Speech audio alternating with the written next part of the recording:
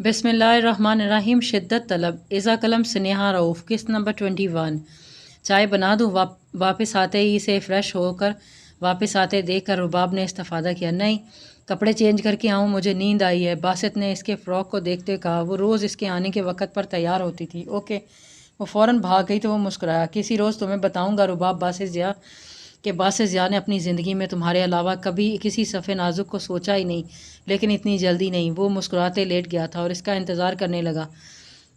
वो बाहर आई तो आंखों पर बाजू रखे लेटा था। वो आकर अपनी जगह पर लेट गई, फिर कुछ से याद आने पर उठने लगी थी तो बासित ने इसे थाम कर अपने ऊपर झुकाया। अब कहाँ जा रही हो? सुकून नहीं है तुम्हें? आपने कपड़े नहीं निकालने दिए थे, सुबह लेट हो जाएंगे। बस करो रुबाब, मैं निकाल लूँगा। इस वक्त मुझ पर ध्यान दो। रुबाब के बाल कान के पीछे उड़ते बासित ने कहा था, सारा दिन आप ही पर ध्यान देती हूँ, इसीलिए अब मुझे सोने दें। सारा दिन देती हो, सारी रात भी दिया करो। हो सकता है मुझे तुमसे मोहब्बत हो जाए। वो शरारती अंदाज में इसे छेड़ा था। बासित, वो चीखी तो कमरे में बासित का दिलकश कहका गूंजा था। वो चाहता हूँ तुम राबी के साथ अपने ताल्लुकात को बेहतर करो रुबाब। वो बहन है मेरी। वो जानता था वो माफ़ी मांग चुकी है, लेकिन वो इनके दरमियान से सर्द मोहरी की दीवार को ख़त्म करना चाहता था। ओके, इसने गलत किया था, वो मानती थी। इसकी माफ़ी वो मांग चुकी थी। वो शर्मिंदा थी। और जब इसके भाई की मोहब्बत थी वो लड़की, तो वो कौन होती थी इनके दरमियान आने वाली? वो मज़ीद रिश्तों को पेचीदा नहीं करना चाहती थी। वो बिना कुछ कहे इसकी बात मान गई थी। तो बासित ने इसके बालों में हाथ फंसाते इसे मज़ीद खुद पर झुकाया था। अच्छी कोशिश है मुझसे इजहार करवाने की, लगी रहो, कामयाब हो जाओगी। वो कहता इसके लबों पर खुद को सैराब करता पीछे हटा तो वो इसे घूरने लगी। कल मैं वापस आऊँ तो मुझे ब्लैक ड्रेस में मिलो तुम। वो आहिस्ता आहिस्ता इससे फरमाइशें करने लगा। रुबाब ने तेज़ी से सर हाँ में हिलाया।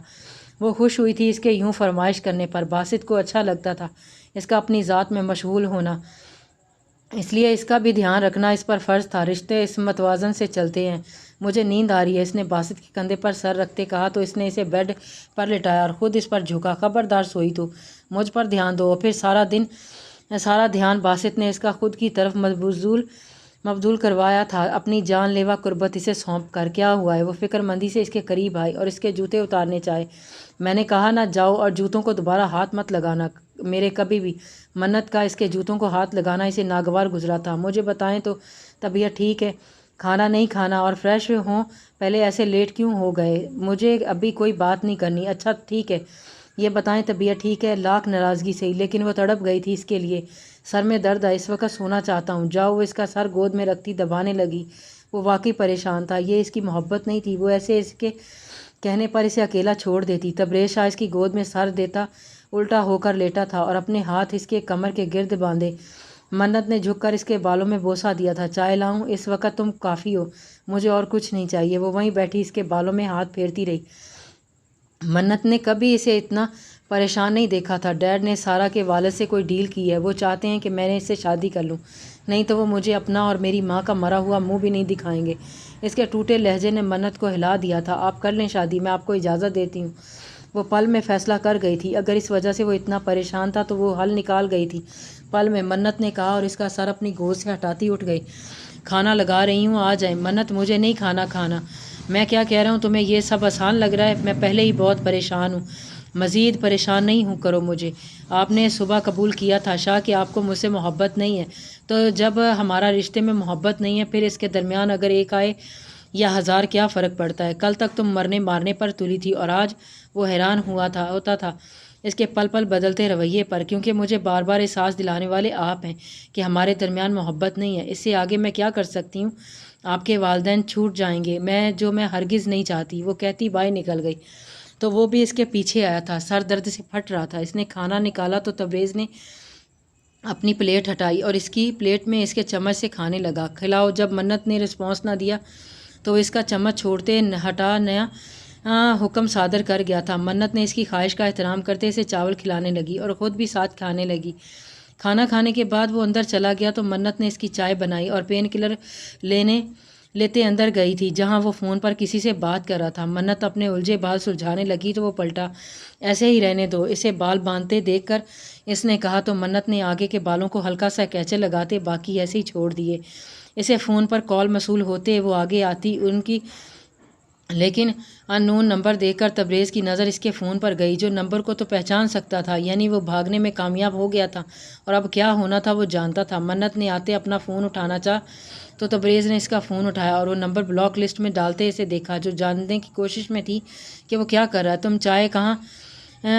تمہاری چائے کہاں ہے؟ کس کا فون تھا؟ رانگ نمبر تھا اور میری بات کا جواب دو۔ میرا من نہیں تھا، اس نے سادگی سے کہا تو تبریز شاہ نے اس کا ہاتھ تھاما اور بیلکنی میں لے گیا، جھٹکے سے اسے اپنے ساتھ جھولے پر بٹھایا اور اپنا کپ اس سے پکڑایا تو منت نے ایک گھونٹ لے کر اسے دے دیا تھا۔ میرا زخم دینا تم میں برا لگا ہے نا؟ اس نے اس کے زخم پر انگلی پھیرتے کہا تھا۔ برا لگتا تو اسے ہٹانے کے 100 جتن کرتی۔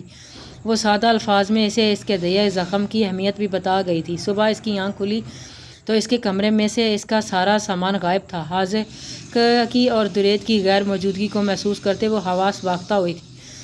گھڑی پر وقت دیکھا جو دوپہر کے 2 بج رہی تھی۔ وہ اتنا کیسے سو سکتی تھی؟ شاید دواؤں کا اثر تھا، اس کی طبیعت اب پہلے سے بہتر تھی۔ نرس کے اندر آنے پر وہ اس کی طرف متوجہ ہوئی اور اسے دیکھنے لگی، جو کچھ عجیب لگی تھی اسے۔ اس کی آنکھیں کسی سے مشابہت کھاتی تھی، لیکن کس سے؟ اب کیسی؟ اور رباشا جان؟ اس نرس نے اپنا ماسک نیچے کیا تو رباشا کے منہ سے چیخ نکلتے نکلتے بچی۔ وہ پروین تھی، اس کی سوتیلی ماں، اس کے باپ کی قاتل۔ وہ درید کو بلانا چاہتی تھی لیکن آواز جیسے حلق میں پھنس گئی تھی۔ سنا ہے اولاد کو جنم دیا ہے تم نے، تو سوچو اگر تمہاری جگہ تمہارا بیٹے کو مارا۔ درید وہ جتنی زور سے چیخ سکتی تھی چیخی تھی۔ خود پر 1000 زخم اسے منظور تھے، لیکن پہلے درید اور اپنے بیٹے کے لیے وہ حساس ہو گئی تھی۔ درید کے آنے سے پہلے ہی وہ عورت جا چکی تھی، لیکن وہ مسلسل چلا رہی تھی۔ درید نے اندر آتے ہی اسے ساتھ لگایا، جس کا حلق سوکھ گیا تھا، اپنے ساتھ لگائے ایک ہاتھ سے اس کی پیٹھ سہلائی تھی۔ اب ان کا بیٹا بھی رونے لگا تھا۔ ڈاکٹرز بھی اس کے چیخنے پر اندر آئے تھے۔ وہ آئی تھیں۔ وہ رباشا بے حد ڈر گئی تھی۔ کون؟ درید نے اسے دیکھتے پوچھا تھا۔ ماما، وہ عورت۔ اس کا تنفس بگڑا تھا، اس نے گھور کر نرس کی فوج کو دیکھا تھا۔ وہ حیران تھا، اتنی جلدی وہ پہنچ گئی تھی اس تک۔ کوئی عورت کیسے اندر آ سکتی ہے جبکہ میں نے کسی کو بھی اجازت نہیں دی تھی؟ وہ دھاڑا تھا۔ سب خاموشی سے کھڑے تھے۔ مجھے گھر جانا ہے، رباشا نے کہا تو اس نے اسے پانی پلاتے بمشکل اٹھایا اور نرس کی مدد سے اسے گاڑی تک پہنچایا۔ پھر گھر لے جاتے تک وہ خاموش رہی تھی۔ اندر لاتے اسے لٹایا اور حاذق کو اسے پکڑایا، پھر اسے رونے لگا تھا۔ کتنا مشکل ہو گیا تھا سب اس کے لیے، گھر میں ان دونوں کو سنبھالتا یا باہر کے معاملات کو۔ اس نے تبریز کو فون کر کے اپنے باپ کے بلڈ ٹیسٹ کی رپورٹ لانے کو کہا تھا۔ درید میرے پاس بیٹھیں، باہر نہیں جائیں۔ وہ گھر آ کر کچھ حد تک پرسکون ہوئی تھی۔ حاذق کو سلاتے اس نے درید کا ہاتھ تھاما تھا۔ میں خانسامہ کو کھانے کا بتا دوں اور لاک لگاؤں سارے؟ اس نے کیمرہ اندر اور باہر لگوا دیے تھے اور گارڈ بھی ہائر کیے تھے اور پھر سیکیورٹی گھر کے آس پاس تھی۔ لیکن وہ عورت اگر ہسپتال پہنچ سکتی تھی تو بید نہ تھا وہ گھر تک بھی پہنچ جاتی۔ اس کے گھر تک پہنچنے سے پہلے وہ اسے پکڑنا چاہتا تھا، نہیں تو یقیناً کچھ برا ہوتا۔ سب کرتا وہ اندر آیا جہاں وہ غنودگی میں تھی۔ اس کے کپڑوں پر سوپ گرا تھا۔ درید نے اس کے کپڑے الماری سے نکالتے بتی بجھائی تھی، پھر خود فریش ہو کر واپس آیا۔ اس کے اعصاب تھک چکے تھے، وہ اس وقت بس سونا چاہتا تھا۔ بھوک بھی لگی تھی لیکن ابھی وقت تھا کھانا بننے میں۔ وہ آ کر لیٹا تو رباشا نے اس کے اوپر بازو رکھتے اس کے آنکھوں پر لب رکھے تھے۔ وہ وہاں تک پہنچ گئی تھی۔ درید حاذق کو مارنے ششی مجھ پر بھروسہ ہے؟ بس اب مجھ پر چھوڑ دو، درید نے کہا تو وہ درید کو دیکھنے لگی۔ چائے کا کہہ دوں؟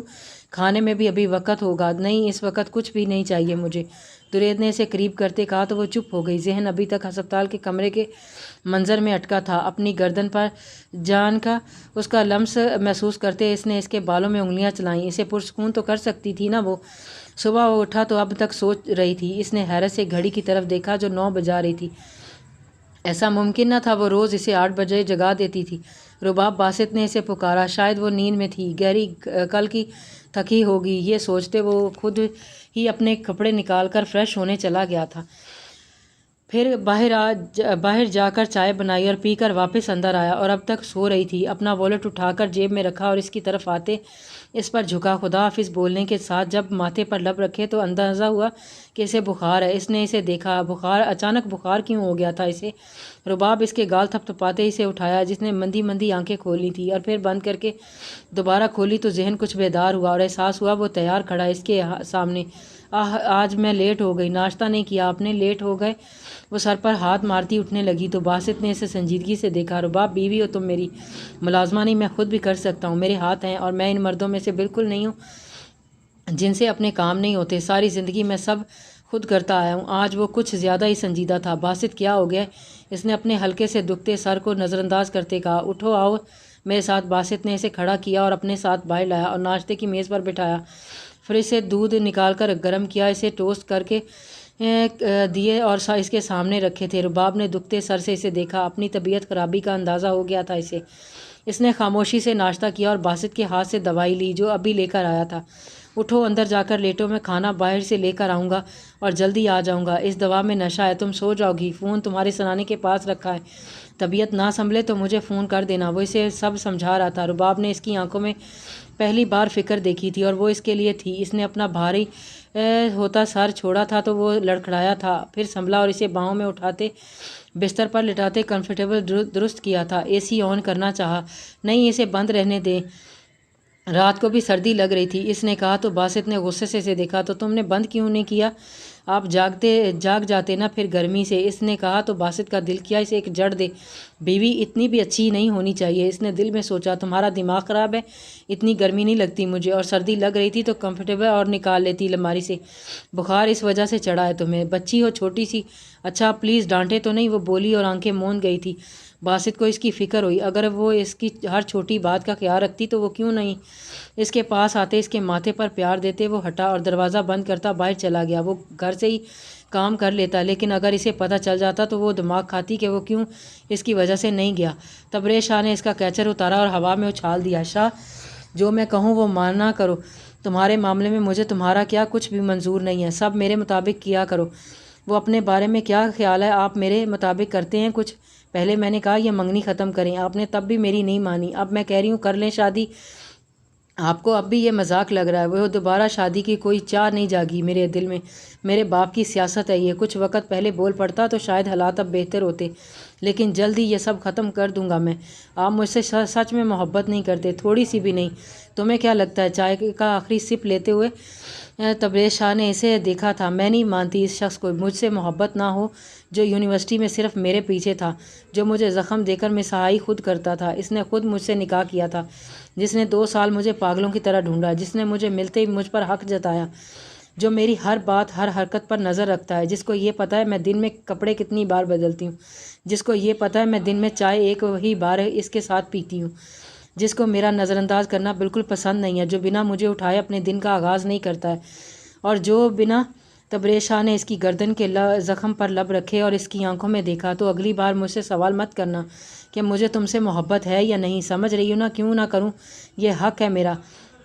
پھر تو اور بھی بہت سے حق ہیں, جیسے کہ میری ہر ضد کو ماننا, جیسے میں نے کبھی منع کیا ہو. اس نے ہنگار بھرا تھا. میرے ایک بار بلانے پر آ جانا. منت نے اسے گھورا. صرف مجھ پر دھیان دینا, اور تو جیسے آپ کہیں دینے دیتے ہیں نا مجھے دھیان, مجھے میری اولاد دینا. جواب میں اس کا گلابی چہرہ سامنے تھا. ہاں ہاں, لیکن تم تو مجھے خود کے قریب بھی نہیں بھٹکنے دیتی. تو سوچ رہا ہوں یہ خواہش دوسری بیوی سے پوری کروا لوں. منت نے خالی خالی نظروں سے اسے دیکھا تو وہ تھما, پھر اس کی آنکھیں چومی اور اسے اندر لا کر بیلکنی کا دروازہ بند کیا. تم پاگل ہو پوری منت. اب سر میں درد کیسا ہے؟ وہ لیٹ گیا تو منت نے پوچھا, بڑی جلدی نہیں خیال آ گیا؟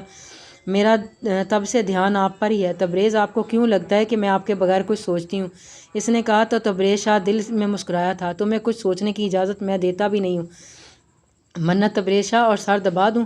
منت نے اس کا سر دبانا شروع کیا تو وہ دوپہر والی سابقہ پوزیشن میں آتے اس کی کمر کے گرد حصار باندھتا اپنا سر اس کی گود میں چھپا گیا تھا. کیوں پریشان ہو رہے ہیں؟ منع کر دیا تو کر دیا آپ نے. وہ تمہیں نقصان پہنچا سکتے ہیں. منت تبریز شاہ, میری واحد کمزوری ہو تم, نہیں تو اس معاملے کو کب کا حل کر چکا ہوتا میں. منت نے تشکر سے آسمان کو دیکھا اور پھر اس کے بالوں میں ہاتھ پھیرا. آپ حفاظت کر لیں گے میری, مجھے یقین ہے. وہ مان سے بولی تھی. تیل لگا دوں سر میں؟